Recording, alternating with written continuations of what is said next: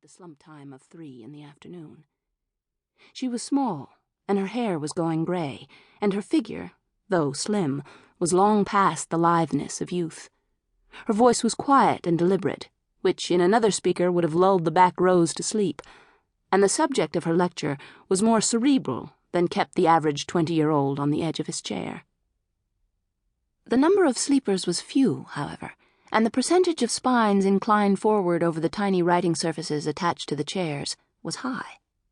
There was an intensity in her that proved contagious, a vivid urgency in her voice and her body that overcame her undistinguished appearance and the torpor of the unseasonably early warmth of the day, transforming her limp into the stately pace of a sage, and the wooden cane she leaned on into the staff of a prophetess.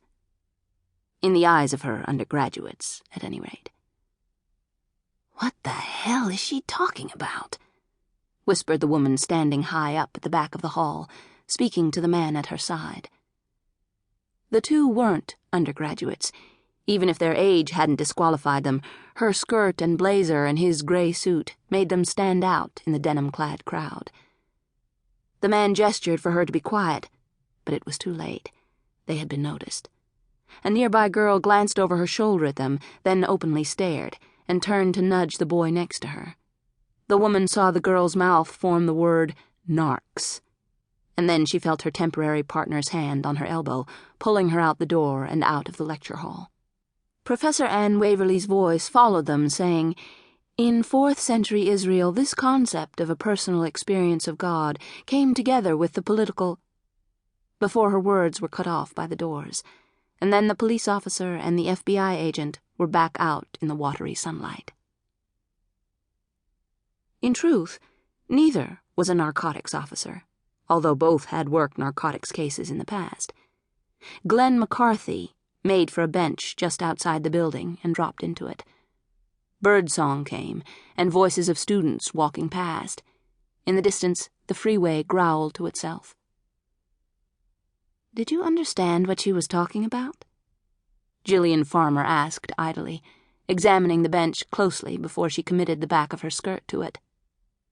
"Merkabah mysticism as one of the bases for early Christian heresies," Glenn answered absently. She shot him a dubious glance and settled onto the edge of the bench. "And what is whatever mysticism?" she asked, although she was less interested in the question than in the underlying one of how he came by his easy familiarity with the subject of Professor Anne Waverly's arcane lecture. She listened with half an ear as he explained about the Jewish idea of the Merkabah, or chariot, mystical experience, the lifting up of the devotee to the divine presence.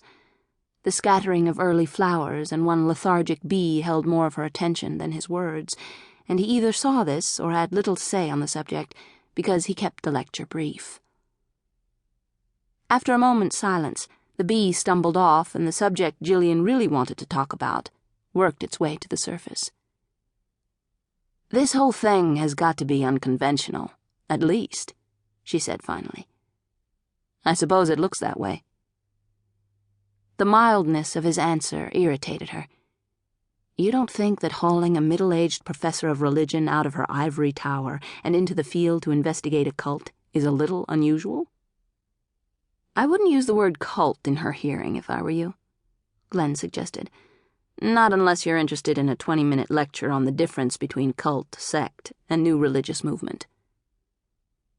Gillian Farmer wasn't to be diverted. "It still sounds like something out of an Indiana Jones movie, not at all like a setup the FBI would come within a mile of."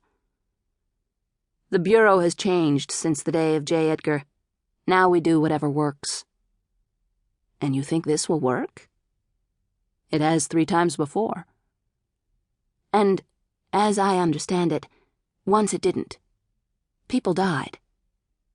"We were too late there. The final stages were already in motion before Anne could work her way in. I don't think even she can still feel much guilt about that one."